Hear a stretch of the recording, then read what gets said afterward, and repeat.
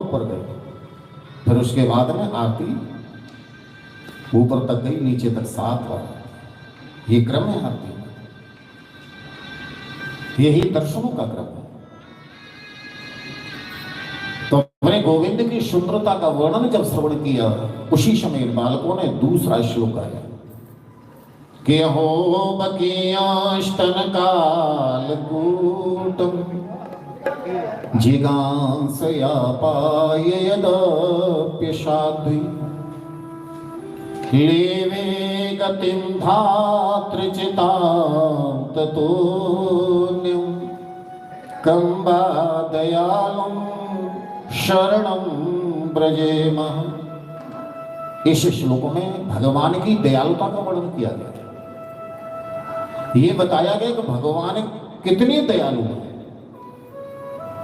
हम ठाकुर जी की दयालुता को पहचान नहीं पाते, देख नहीं पाते।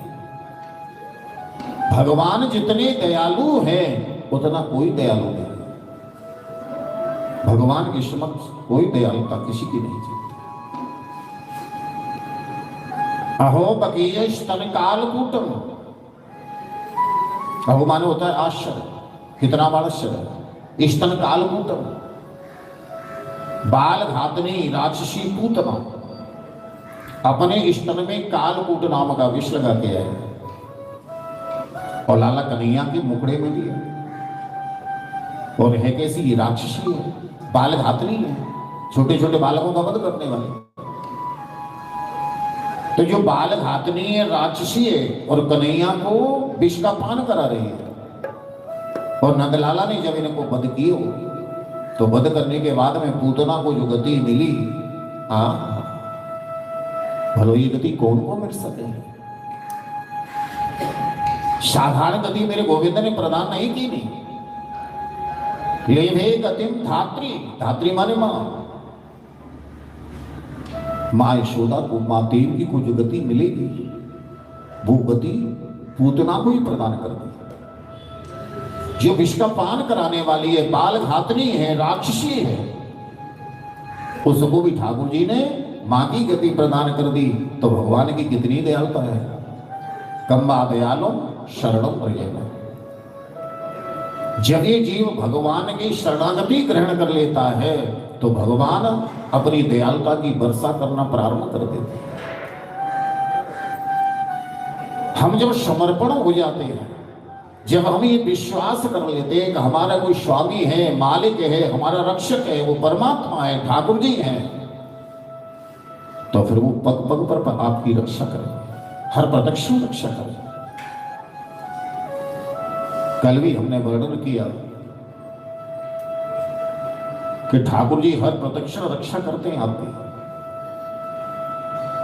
परंतु शरीर के जो भोग हैं वो तो भोगने ही पड़ेंगे।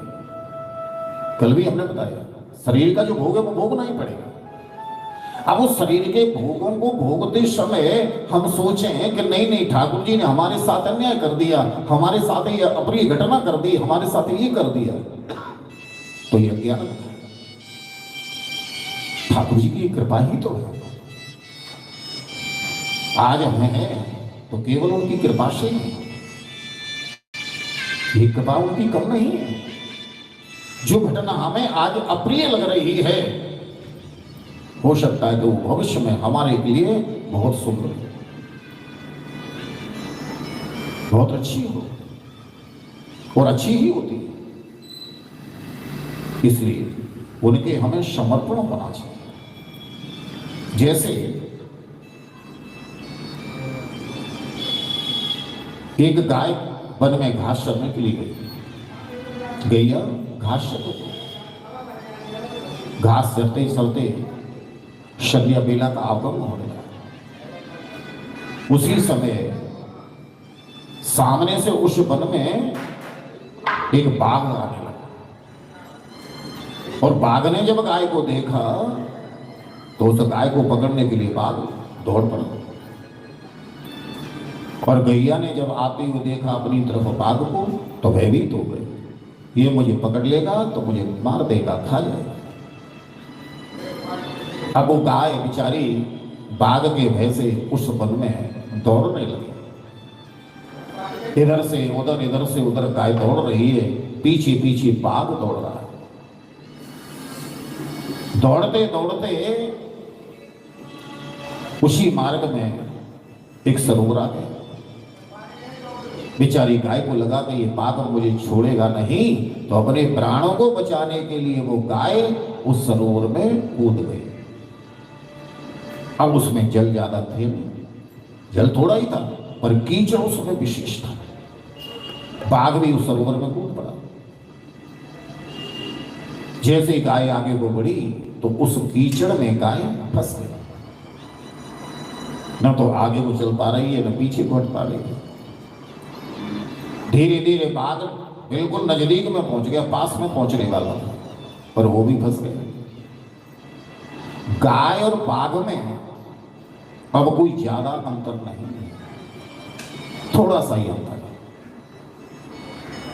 धीरे धीरे गाय का शरीर उस कीचड़ में धंस गया, गर्दन तक धंस गया।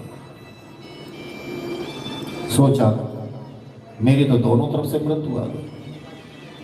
बाघ भी मेरे नजदीक है, ये इसने एक दो कदम और आगे को बढ़ा दिया तो ये मुझे पकड़ लेगा, और मैं एक पग भी इधर उधर नहीं हिल पा रही हूं, क्यों कीचड़ में धंस गई। तब गाय ने मुस्कुराते हुए कहा, अरे बाघ, तू मुझे पकड़ करके समाप्त करना चाहता है, मुझे खाना चाहता है, पर अब ये देख, तू भी कीचड़ में धंसा हुआ है, मैं भी कीचड़ में धंसी हुई, और सूर्य अस्त होने वाला हो गया, सांझ ढलने वाली हो गई। तेरा रक्षक कौन है? अब तेरी रक्षा कौन करेगा? तो बाघ बोला, अरे मैं तो इस जंगल का शेर हूं, राजा हूं, मैं दुनिया की रक्षा करता हूं, तो भला मेरी कौन करेगा? पर गाय तू बता, तेरी रक्षा कौन करेगा? बाघ बोला, तू भी तो बता ना, तेरी रक्षा कौन करेगा? तू भी तो इस कीचड़ में धंस गई है, या तो कीचड़ में और धंस गई तो तेरे प्राण निकल जाएगा, अथवा मैं पकड़ लूंगा तो मैं तुझे खा लूंगा। तो गाय मुस्कुराती बोली, बाघ, मेरी रक्षा मेरा मालिक करेगा, मेरा स्वामी करेगा। वो कैसे? सांझ ढलने को गई, सूरज तो होने वाला है, और जब मैं घर नहीं पहुंचूंगी तो मेरा मालिक देखेगा कि मेरी आज गाय क्यों नहीं आई, तो मुझे वो ढूंढने के लिए जरूर आएगा, और ढूंढते ढूंढते मेरे पास आ गया तो इस कीचड़ में से मुझे निकाल ले जाएगा।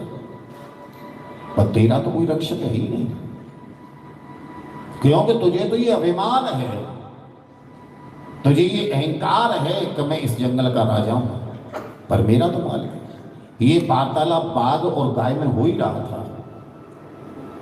उसका मालिक घर पहुंचा, देखा गाय नहीं आई तो ढूंढने के लिए निकल पड़ा, और ढूंढते ढूंढते वो